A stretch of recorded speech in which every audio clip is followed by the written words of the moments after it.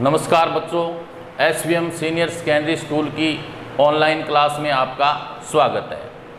प्यारे बच्चों, आज अपने सामाजिक विज्ञान कक्षा 10 में आज का अपना टॉपिक है मुगल कालीन प्रशासन।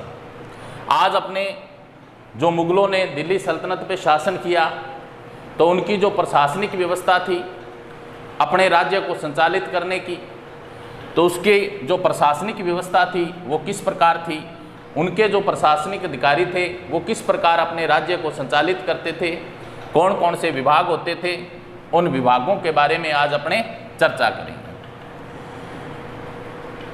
भारतीय तथा विदेशी प्रणालियों का मिश्रित स्वरूप, यानी जो मुगलों की शासन व्यवस्था थी, जो मुगलों का प्रशासन था, उसमें भारतीय प्रशासन प्रणाली, भारतीय तथा विदेशी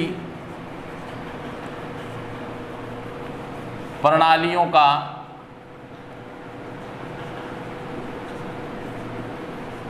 मिश्रित रूप, यानी हम मुगलों के प्रशासनिक व्यवस्था को देखते हैं तो उसमें उनका जो प्रशासन था, कुछ तो भारतीय प्रशासन और कुछ क्या है, विदेशी प्रणालियों को मुगलों के द्वारा अपनाया गया था। यानी कुछ तो भारतीय जो प्रशासनिक प्रणालियां थी उनको मुगलों ने फॉलो किया और कुछ विदेशी जो प्रणालियां थी प्रशासनिक, उनको मुगलों ने अपने शासनकाल के अंदर उसको फॉलो किया। मुगल शासन प्रणाली भारतीय तथा विदेशी प्रणालियों का मिश्रित रूप थी, यानी मिला जुला हुआ रूप देखने को मिलता है। तो पहले क्या है, पहली विशेषता इसकी ये थी मुगलों की कि जो मुगल थे जिन्होंने दिल्ली सल्तनत पे शासन किया, तो उनकी जो प्रशासनिक व्यवस्था थी वो भारतीय और विदेशी प्रणालियों से मिलती जुलती थी। दूसरा, इसके अंदर एक प्रशासनिक पद होता था बादशाह। बादशाह क्या होता था, ये साम्राज्य का सर्वोच्च अधिकारी होता था, यानी मुगल साम्राज्य का सर्वोच्च अधिकारी होता था, उसको क्या बोलते थे, बादशाह। यानी मुगल साम्राज्य का सबसे बड़ा जो अधिकारी होता था प्रशासनिक व्यवस्था में, उसको क्या बोला जाता था, बादशाह बोला जाता था। और बादशाह है जो मुगल साम्राज्य का सर्वोच्च अधिकारी होता था, वही सर्वोच्च सेनापति और सर्वोच्च न्यायाधीश, यही क्या होता था, सर्वोच्च सेनापति भी होता था और सर्वोच्च न्यायाधीश भी होता था। यानी ये जो होता था बादशाह, इसके पास तीन बड़े पद थे, ठीक है। एक तो बादशाह का, दूसरा सर्वोच्च सेनापति, जो मुगलों की सेना होती थी उसका सेनापति भी बादशाह होता था, और जो मुगलों की न्यायिक व्यवस्था होती थी उसका जो सर्वोच्च सबसे बड़ा न्यायाधीश होता था, न्याय प्रक्रिया को देखने वाला, वो भी क्या होता था, सर्वोच्च न्यायाधीश होता था, वो भी बादशाह होता था। इसके बाद तीसरा जो पद होता था वो होती थी उनकी मंत्री परिषद। अब मुगलों की मंत्री परिषद में क्या होता था, शासन को सुचारू रूप से चलाने के लिए एक मंत्री परिषद होती थी। प्रमुख मंत्री निम्नलिखित थे, इसके अंदर अनेक मंत्री होते थे। तो पहला मंत्री होता था वजीर। क्या होता था बच्चों, वजीर। ये बादशाह के बाद सबसे बड़ा अधिकारी, बादशाह के बाद सबसे बड़ा जो अधिकारी होता था उसको क्या बोला जाता था, वजीर। यानी इस बादशाह के बाद जो सबसे बड़ा जो अधिकारी होता था मुगल कालीन प्रशासन में, वो वजीर होता था, ठीक है। बादशाह के बाद सबसे बड़ा अधिकारी होता था। इसके बाद दूसरा था जो मंत्री परिषद में मंत्री, सदर उस सुदूर। ये जो मंत्री था ये धर्म और दान विभाग का अध्यक्ष होता था। धर्म और दान विभाग का अध्यक्ष।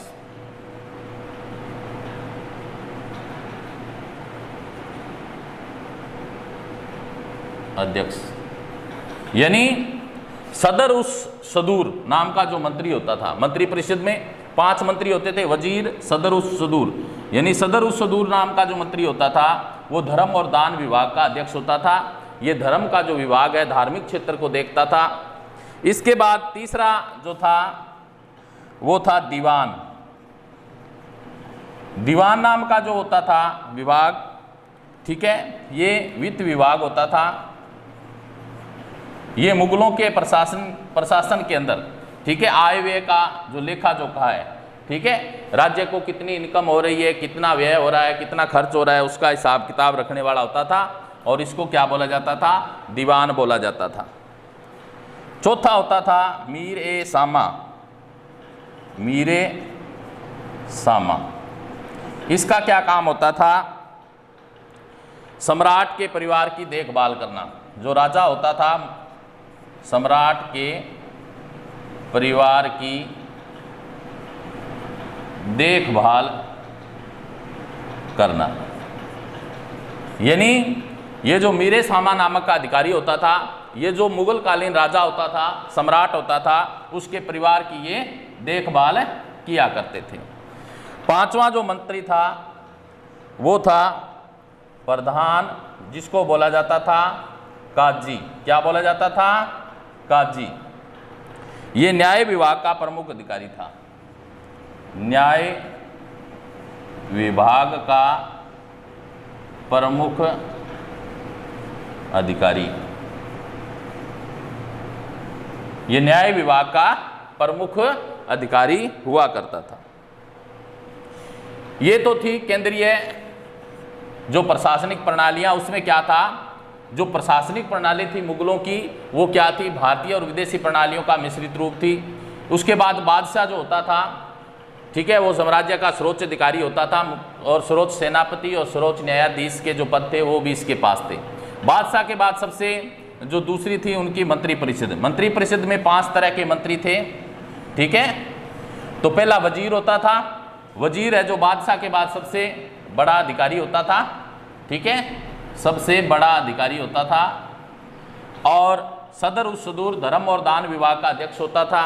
दीवान होता था, वो क्या है? वित्त विभाग को देखता था। मुगलों की जो प्रशासनिक व्यवस्था थी उस प्रशासनिक व्यवस्था में मुगल जो राज्य थे उनको कितनी आय हो रही है, कितना व्यय हो रहा है, इसका हिसाब किताब रखने वाला अधिकारी होता था।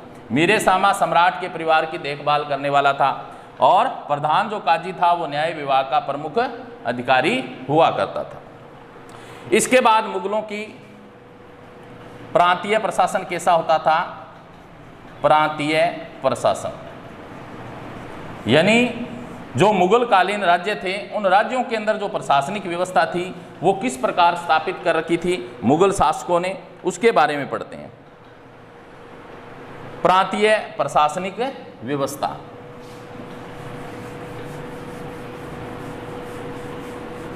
प्रांतीय प्रशासनिक व्यवस्था के अंदर जो मुगल थे उन्होंने राज्यों के अंदर किस प्रकार अपनी प्रशासनिक जो अधिकारी थे वो नियुक्त कर रखे थे, उन प्रशासनिक अधिकारियों के बारे में अपने जानेंगे।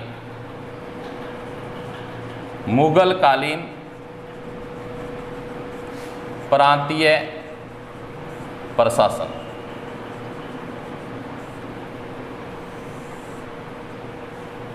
इसमें क्या होता था? साम्राज्य अनेक प्रांतों में विभक्त था, यानी मुगलों का जो केंद्रीय प्रशासन था वो दिल्ली से संचालित होता था। दिल्ली सल्तनत पे इन्होंने शासन किया था और वहाँ से जो इसके राज्य थे मुगलों के, ठीक है, उसको कई राज्यों के अंदर बांटा गया था। प्रांत के प्रमुख अधिकारी होते थे, कौन कौन से? पहला होता था सूबेदार, यानी ये राज्य का अधिकारी होता था। सूबेदार, सूबेदार का क्या काम होता था? ये प्रांत का सर्वोच्च अधिकारी होता था। प्रांत का सर्वोच्च अधिकारी, उसको क्या बोलते थे? सूबेदार बोलते थे। इसके बाद दूसरा जो अधिकारी होता था वो था दीवान। ये प्रांतीय वित्त विभाग का, राज्यों के अंदर वित्त विभाग को देखता था। वित्त विभाग का अध्यक्ष ये प्रांतीय वित्त विभाग का क्या होता था, अध्यक्ष होता था। इसके बाद तीसरा था सदर काजी। सदर काजी यानी सदर काजी नाम का जो अधिकारी था वो प्रांत का प्रमुख न्यायिक अधिकारी था। प्रांत का प्रमुख न्यायिक अधिकारी, ये प्रांत का प्रमुख न्यायिक अधिकारी होता था सदर काजी। इसके बाद चौथा था प्रांतीय बख्शी। प्रांतीय बख्शी, प्रांतीय बख्शी नाम का जो अधिकारी होता था ये प्रांत के सैनिकों की देखरेख करता था। यानी राज्य के जो सैनिक होते थे, प्रांत के सैनिकों की देखरेख करना। यानी जो प्रांतीय बख्शी अधिकारी होता था उसका काम क्या होता था, प्रांत के सैनिकों की देख रेख करना। पांचवा था सदर। सदर नाम का जो अधिकारी होता था ये प्रांतीय धर्म और दान विभाग का अधिकारी होता था। यानी राज्यों के दो धर्म थे, प्रांतीय धर्म एवं दान विभाग का अध्यक्ष। दान विभाग का अध्यक्ष होता था। जो सदर नाम का अधिकारी होता था राज्यों के अंदर जो धर्म थे, ठीक है, और दान विभाग का कार्य है जो ये देखता था। इसके बाद छठा था कोतवाल। कोतवाल, इसका क्या काम होता था, ये प्रांत की राजधानी का प्रमुख अधिकारी, प्रांत की राजधानी का प्रमुख अधिकारी होता था। यानी जो राज्य की राजधानी होती थी उसका सबसे बड़ा अधिकारी होता था कोतवाल, ठीक है, जो राज्य की व्यवस्था को देखता था। तो प्यारे बच्चों, इस प्रकार मुगल कालीन प्रांतीय प्रशासन में ये अधिकारी हुआ करते थे।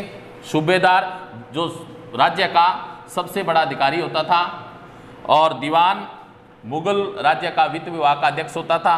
सदर काजी ये मुगल प्रांत का प्रमुख न्यायिक अधिकारी होता था, न्यायिक व्यवस्था को देखता था। और प्रांतीय बख्शी प्रांत के सैनिकों की देखरेख करता था। सदर उस प्रांतीय धर्म एवं दान विभाग का अध्यक्ष होता था। कोतवाल प्रांत की राजधानी का प्रमुख अधिकारी हुआ करता था। तो ये मुगलों की प्रांतीय व्यवस्था थी। इसके बाद में अपने पढ़ते हैं मुगलों की जो जिले की प्रशासनिक व्यवस्था थी। जिले का जो शासन होता था वो किस प्रकार होता था। मुगलों के शासनकाल में जिले के अंदर कौन कौन से प्रशासनिक अधिकारी होते थे, ठीक है, जिले की प्रशासनिक व्यवस्था किस प्रकार कर रखी थी, तो उसके बारे में अपने समझते हैं। इसके बाद में नेक्स्ट है मुगल कालीन जिले का शासन। यानी जो मुगलों के शासन काल में जिले होते थे, उन जिलों के अंदर मुगलों ने किस प्रकार की शासन व्यवस्था स्थापित कर रखी थी। प्रांत होते थे, उनको फिर जिलों में बांटा गया था। यानी मुगलों ने जो राज्य थे उन राज्यों को क्या है, जिलों के अंदर विभक्त किया गया था, जिलों के अंदर बांटा गया था। जिले के प्रमुख जो अधिकारी होते थे वो कौन कौन होते थे। जिले का प्रमुख अधिकारी होता था फौजदार। फौजदार नाम का अधिकारी होता था। इसका क्या काम होता था, ये जिले का प्रमुख अधिकारी होता था। जिले का प्रमुख अधिकारी, जिसको क्या बोलते थे मुगल कालीन में, फौजदार। दूसरा जो होता था वो था अमल गुजार। अमल गुजार, अमल गुजार नाम का अधिकारी होता था जिले के अंदर। जो राजस्व अधिकारी था, जो जिले की राजस्व व्यवस्था को देखता था, राजस्व अधिकारी, यानी जिले के अंदर आय और व्यय का लेखा रखने वाला, ठीक है, जिले में आय और व्यय का लेखा रखने वाला अधिकारी होता था, जिसको मुगल काल में क्या बोला जाता था, अमल गुजार। तीसरा बीती कच्ची, बीती कच्ची, ये क्या होता था? सहायक होता था। ठीक है, प्रशासनिक व्यवस्थाओं में सहायता के लिए बीती कच्ची नाम का एक अधिकारी होता था। चौथा होता था सिकदार। सिकदार का क्या काम होता था? ये पुरगने का प्रमुख अधिकारी होता था। पुरगने का प्रमुख अधिकारी, जिसको क्या बोला जाता था? सिक्कादार। इसके बाद में नेक्स्ट है आमिल, पांचवा। आमिल नाम का जो अधिकारी होता था वो परगने का मुंसिफ बोलते थे उसको, परगने का मुंसिफ, परगने का मुंसिफ होता था। इसके बाद फौजदार, फौजदार ये होता था परगने का खजांची, परगने का खजांची।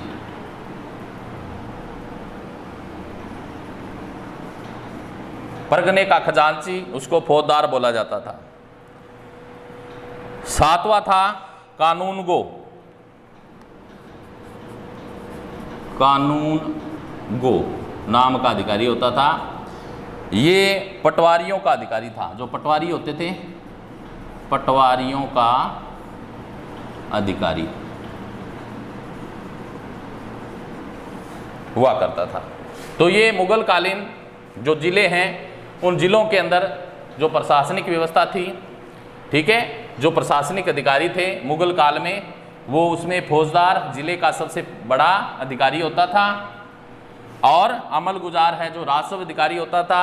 बीती कच्ची प्रशासनिक कार्यों में सहयोग के लिए अधिकारी होता था, और सिकदार परगने का प्रमुख अधिकारी होता था। आमिल परगने का मुंसिफ होता था। फौजदार है जो परगने का खजांची होता था, और कानूनगो नाम का अधिकारी है जो पटवारियों का अधिकारी होता था।